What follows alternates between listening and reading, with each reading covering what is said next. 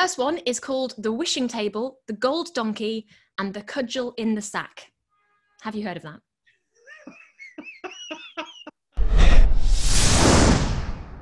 Well, I am joined on Zoom down the line by, let's face it, now a friend of the show, Ben Miller. Hi, Ben. Hello. Hello. How you doing? Yes, How you doing? I'm very well. I'm very, very well.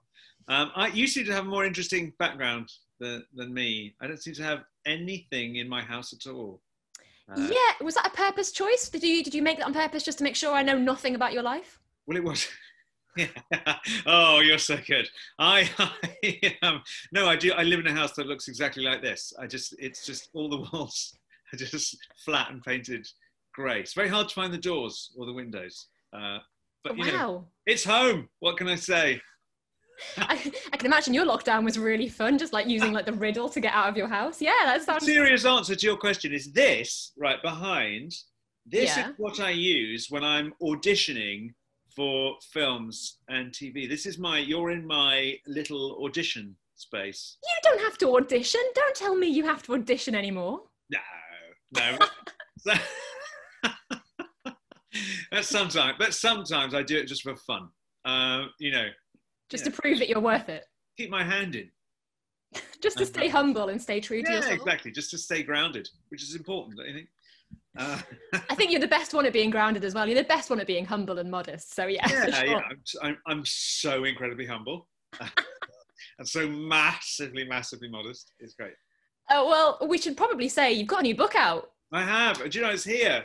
I don't know why it's backwards. Does that look the right way around to you? For me, it does. Ah, okay. Yes. To me. Yeah. So this is it. It's called Are you right there? I know the title, shouldn't I? I should know the title. At a moment. To a fairy tale. There we are.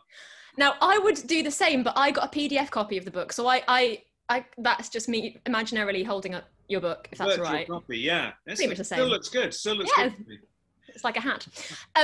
I genuinely loved your book so much. I read it incredibly quickly, like almost in one go. Wow. I loved it. Thank you. That's the idea. Is I really wanted at the end of every chapter there to be a proper kind of cliffhanger that made, because it's meant to be it's an adventure, it's an adventure story. So I wanted it to be the sort of thing where you want to read it all in one go. We should say it's the story of Lana, who goes on an adventure. Yes. So basically, Lana is 9, and she has an older brother, Harrison, who is 12, and Harrison has basically just started senior school. He's taking it very, very seriously, and he won't play with her anymore. He won't play any games with her.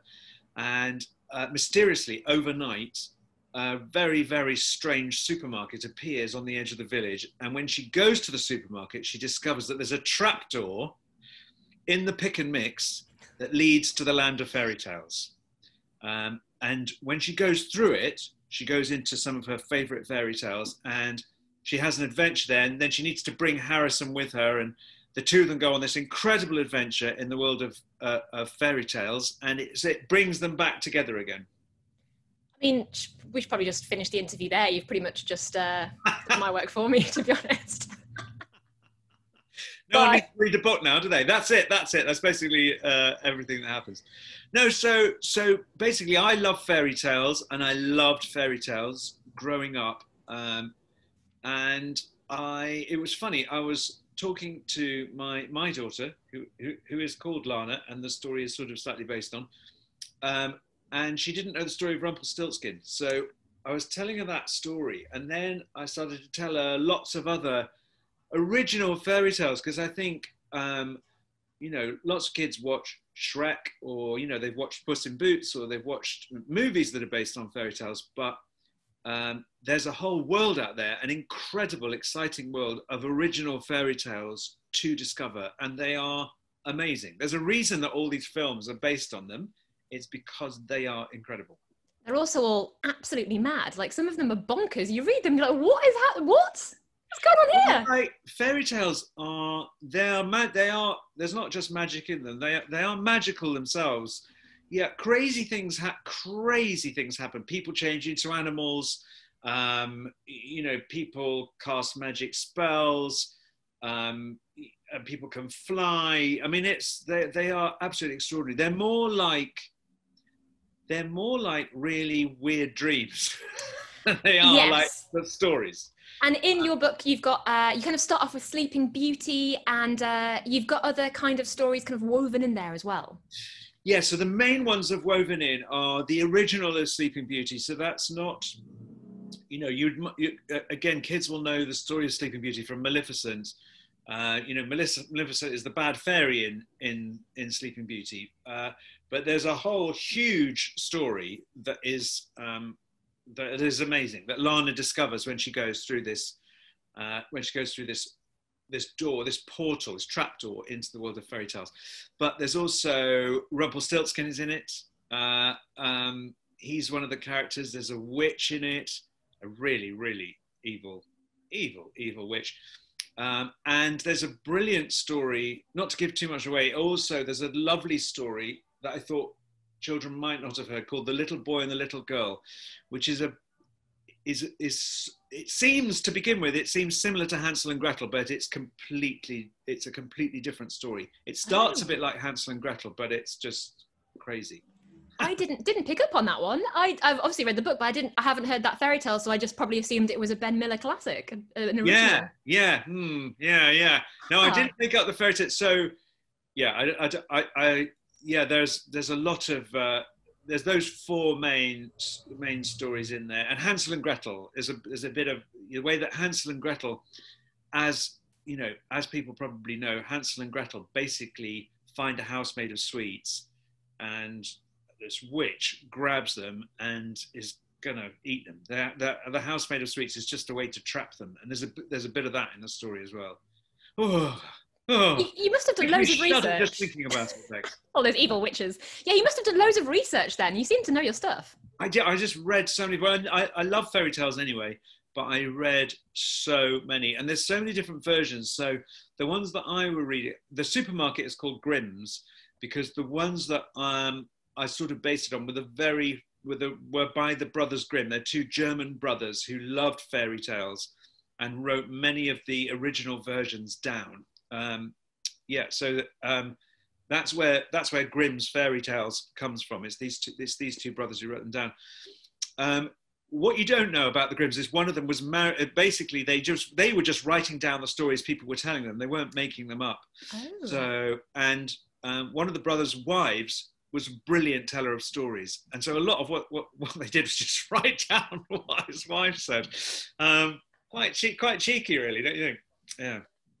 Really cheeky. I will come back to your knowledge of fairy tales because I've prepared a quiz, as is customary. Great. I love a quiz. But I wanted to mention as well, because every book you've written so far has been for one of your kids. So you've had Jackson, Harrison, and now Lana.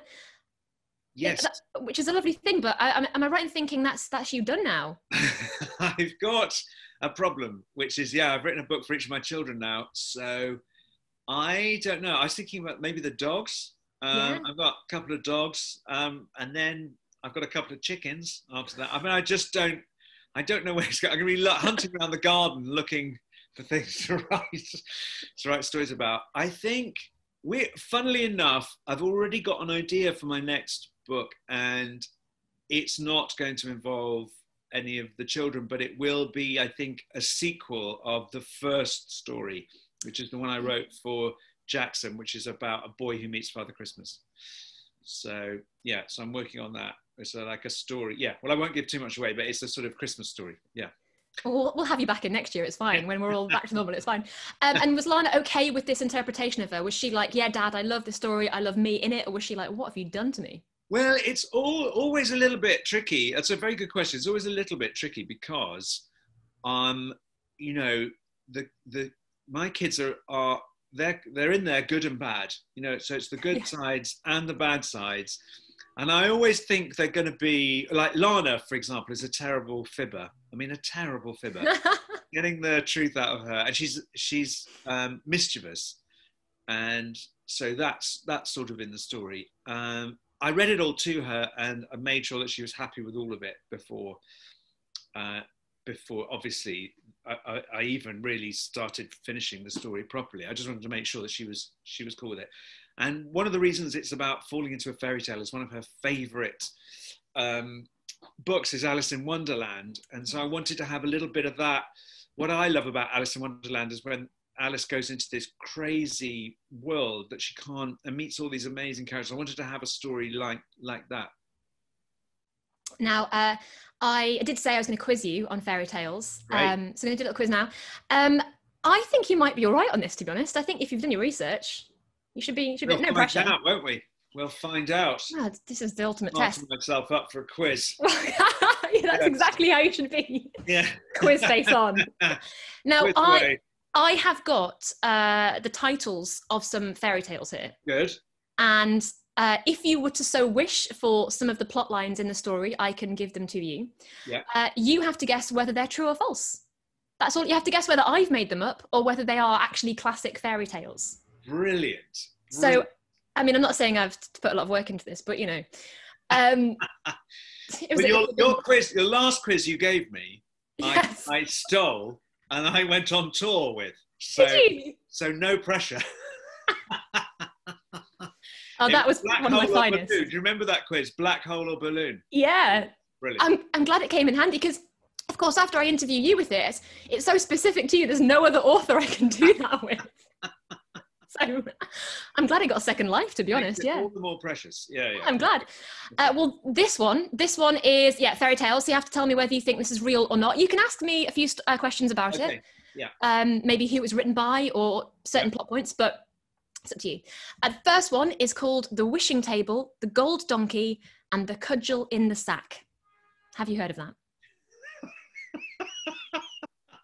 I have not heard of that story. So who's written this story, Bex? The Brothers Grimm. It's a classic Grimmer. What? Yeah.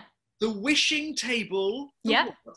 The Gold Donkey and The Cudgel in the Sack. Now, of course, this relies on your use of the word cudgel and whether you know what it means. A cudgel is a club for hitting somebody. Mm. I always think of a cudgel as being a slightly sort of gnarled bit of wood, a bit like sort of like caveman type.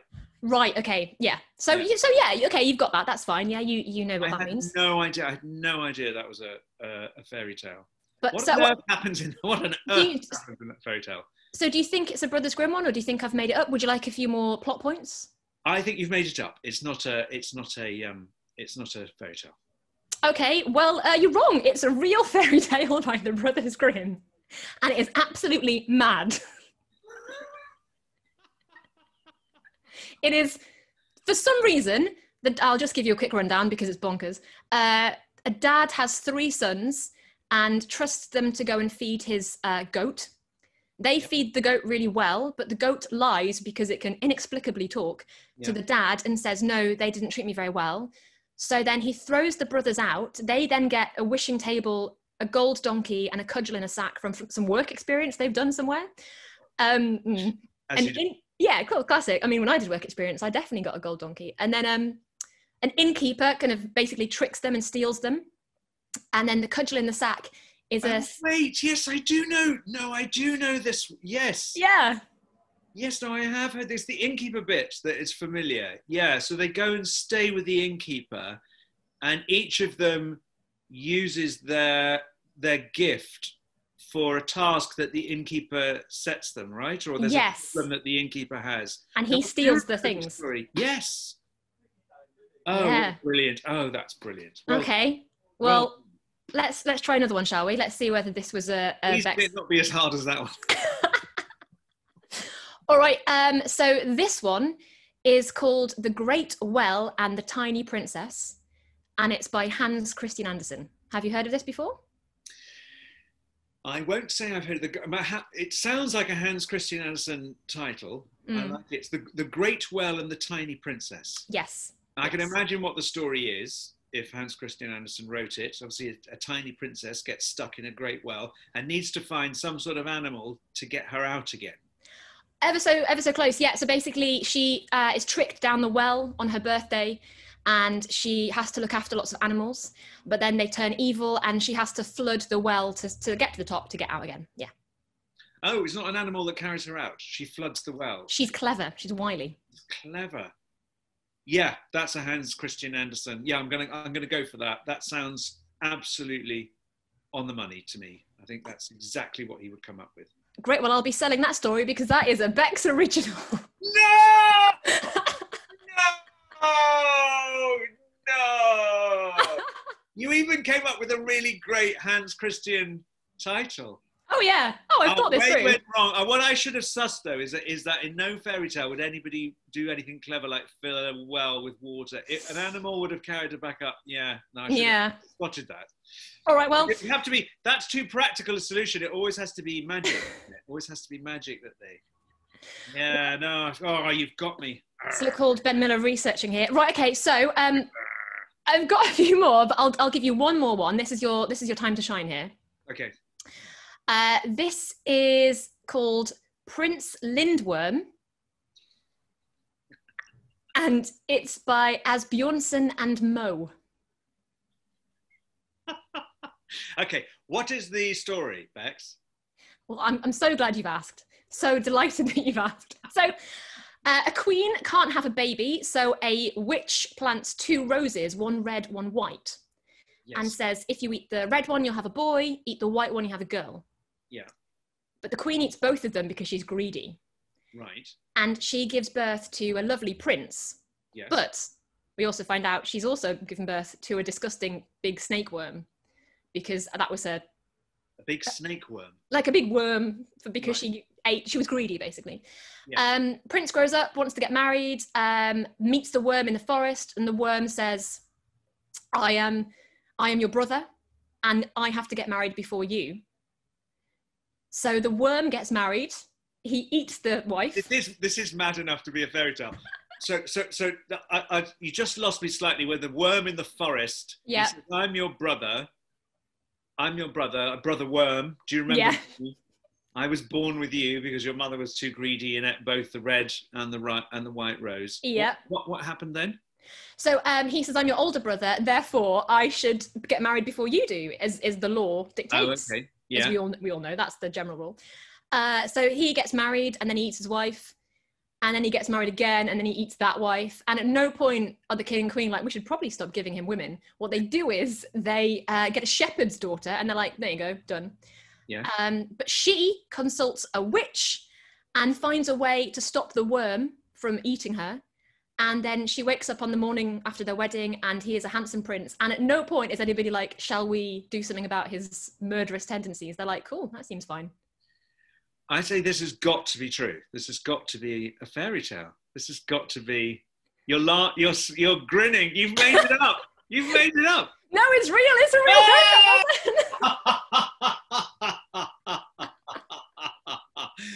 That is amazing. It's so weird, though, isn't it? Wow. Like, no, but what's interesting though. What's interesting about that is it does have. They talk about, this is something that you notice if you read a lot of fairy tales, that they have, there's things in common. It's like different people having the same dream. So the ugly animal that turns into a prince is a thing. Yeah, yeah. And in the usual telling of it, it's a frog or it's some kind of slimy creature. So it does make sense that it might be a worm that turns into a prince. The red rose and the white rose, and eating both. That seems very fairy tale, doesn't it? Red rose and white rose. I love that. The whole thing, as I was reading it, I was like, what? And this happens? What? But this is what I love this is the great thing about fairy tale. I think they're so good for our imaginations. I think they're fantastic for imagination. They set us free from things having to make sense, don't they? Yeah. You kind of think, because all that, although it's crazy, it means something inside. You kind of think, oh, well, yeah, well, that's about not being greedy. That's about not being greedy. It's about selfishness. Yeah. You understand, but it rather than somebody saying, don't be greedy. Let's give you this really long story to kind of let you figure it out for yourself. And there'll be some death in there at some point. Brilliant. Yeah, always a death. But the other thing, the other wonderful thing about fairy tales is when people die, they never really die. They often just change into a different animal, or they're never dead. It's brilliant. They're so clever. Man, I found out so many really fun ones. We don't have time to go through them, but just one I have to ask. I found out about a Brothers Grimm one called Godfather Death. Have you heard of that? I don't remember that one. What happens in that? It's basically about a kid his godfather is death because his dad finds God, and God says something like, "Oh, I'll be your son's godfather," and the dad says, "No, no, no, no, no." Then Satan's like, "Well, I'll be his godfather," and he says, "Nah, you're right." Yeah. And then Death comes along, and he's like, "Yeah, I'll take you." And it just goes downhill from there, to be honest. So he goes on like family outings with Death.